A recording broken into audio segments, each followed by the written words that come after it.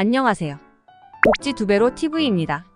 어느 날 갑자기 수급자에서 탈락이 되어 당장 생활이 어렵게 돼버린 수급자 분들이 있으시죠. 하지만 잘 대비를 한다면 수급자에서 탈락되는 일을 예방할 수 있습니다. 이번 영상은 수급자에서 탈락되는 이유에 대해 자세히 제작해봤습니다. 끝까지 시청하시고 유익한 정보 얻어가세요. 영상을 더 보시기 전에 좋아요 부탁해요. 복지 2배로 TV. 기초생활수급자 분들이 수급 자격을 탈락하는 데는 사실 다 이유가 있는데요. 나라의 복지기금이 정확히 들어가기 위해 나름의 기준을 두고 있는 것이니만큼 수급 자격이 탈락되었다면 지금부터 알려드리는 몇 가지 대표적인 사례를 확인해 보시면 되겠습니다. 기초생활수급자 탈락하는 경우 첫 번째는 자동차를 소유한 경우입니다. 자동차도 재산으로 보고 있기 때문인데요. 특히 자동차는 소득 환율로 계산 시에는 100%로 되기 때문에 자동차 값이 그대로 소득으로 판단되고 있습니다. 따라서 사실상 자동차가 있다면 수급 자격이 되기는 어렵습니다. 예외도 있는데요. 수급자 가족 중 중증 장애인이 있는 가정이라면 자동차 한 대는 재산으로 산정하지 않고 있고요. 생계형 자동차를 이용 중이거나 차량이 10년 이상이고 배기량이 1600cc보다 적다면 일반 재산으로 잡히기도 한답니다. 두 번째로 병원에 다닌 이력이 없는 경우입니다. 여기에는 근로능력이 없는 65세 이상의 중증 장애인, 희귀난 치성질 환자분들은 제외고요. 그 외의 분들이라면 근로능력 평가로 근로능력이 없다고 나와야 합니다. 이러려면 병원에 아파서 다닌 이력이 당연히 증명이 되어야 받을 수 있습니다. 건강이 안 좋아서 일하기 어려운 분들도 이를 증명해야 인정받을 수 있습니다. 병원비가 없다면 일을 해서 병원비를 벌어야 하고 병원 서류를 발급받아야 수급 자격이 인정이 된답니다. 세 번째는 이사인데요. 여기서 이사는 도시와 도시를 이동하는 이사를 말해요. 내가 대도시에 거주하다 중소도시나 농어촌으로 이사 가신 분들이라면 수급 자격 지위에 변동이 분명히 생길 수 있는데요. 대도시, 중소도시, 농어촌별로 수급자의 재산을 볼 때 차감되는 금액이 달라지는데요. 표로 보시면 아시겠지만 대도시에서 중소도시로 나가시는 분들이라면 크게 차감되는 금액이 2,700만 원이나 차이 나고 여기서 만약 농어촌으로 이사를 간다면 3,400만 원까지 적어지니 잘 알아보고 도시로 이사를 해야 한답니다. 자녀집 근처로 노후를 보내기 위해 준비하시려고 이사를 하시는 분들이 특히 이 항목으로 인해 수급 자격을 많이 탈락되는 경우가 있으니 이사를 계획 중이라면 꼭 확인하시고 계획하시기 바랍니다. 네 번째는 가지고 있으신 현금이 많아서라고 합니다.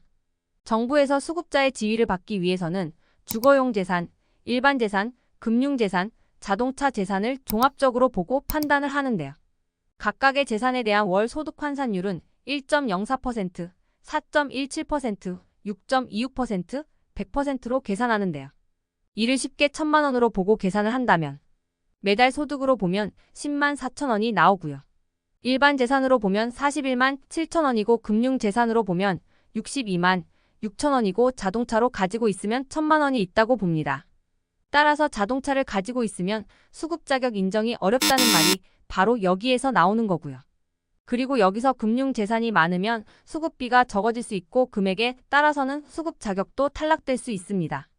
그럼 내가 현금이 생겼다면? 보험금으로 1,000만 원의 현금이 생겼다면 어떻게 해야 할까요? 주거용 재산으로 전세금을 1,000만 원 더 올려서 넣는 게 계산상으로 유리하겠습니다. 그럼 실질적으로 어떤 식으로 계산이 되는지 한번 따져보겠습니다. 대도시에 거주 중인 김수급 씨는 집보증금 2,000만 원과 금융재산 5,000만 원을 가지고 있어 총 7,000만 원의 재산을 소유하고 있지만 수급 자격을 유지할 수 있는데요. 어떻게 이럴 수 있을까요?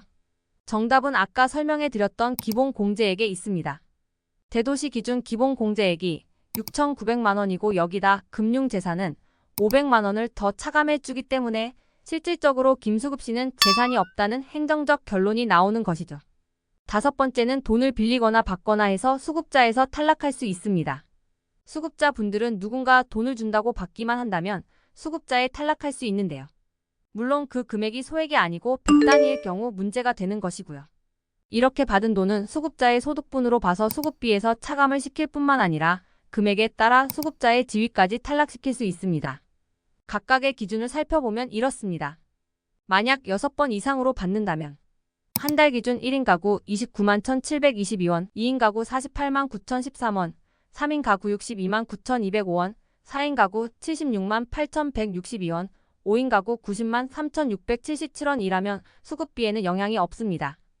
1년에 6번 미만 기준으로 1인 가구일 경우 97만원부터 5인 가구일 경우 300만원까지 차액을 12개월로 나눈 금액만큼이 수급비에서 차감된다는 점 알아두세요.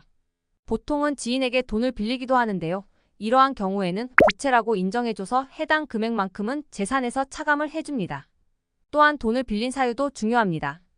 병원비나 집 보증금이 이유라면 수급 자격 유지에 문제가 없습니다. 그럼 총 정리를 해볼까요? 우리가 수급자에서 탈락할 수 있는 이유 중 대표적인 몇 가지 사례를 알아봤는데요. 자동차를 사고 병원에 안 다니고 도시간에 이사를 하고 현금 자산이 많고 돈을 받거나 빌리는 이유 때문이다 라고 정리를 해드릴 수 있겠네요. 이런 걸 보면 수급자 분들은 돈이 아쉬운 분들이 많을 텐데요. 수급 자격을 유지하기 위해 더 자유롭지 못한 생활이 있는 게 사실이네요. 그렇다고 내가 당장 받는 수급비를 받지 않으면 더 생활이 어려워지니 꼼꼼하게 따져보고 알아봐야겠습니다. 이상 복지 2배로 TV에서 준비한 내용은 여기까지였고요. 좋아요 누르지 않으셨다면 꼭 한번 눌러주세요. 보기만 해도 복지가 2배로 높아지는 확실한 정보로 찾아오겠습니다. 정보가 좋았다면 부모님이나 주위 분들에게 공유해주세요. 감사합니다.